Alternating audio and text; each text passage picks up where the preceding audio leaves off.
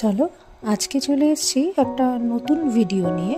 কালকেই আমি এই পাখির বাসাটার একটা ছোট্ট ভিডিও আপলোড করেছিলাম, কিন্তু এটা কিভাবে তৈরি করেছি পুরো মেকিং ভিডিওটা দেওয়ার জন্যই আজকে আসা।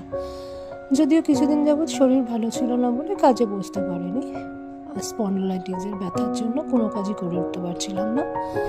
কিন্তু হঠাৎ করেই এইরকম একটা বাসার রিকোয়ারমেন্ট চলে আসে বলতে পারো।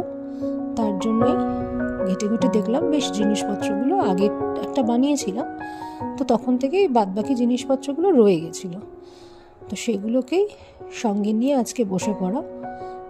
আজকে তৈরি করেছি একটা ছোট্ট পাখির বাসা, কিছু চুড়ি,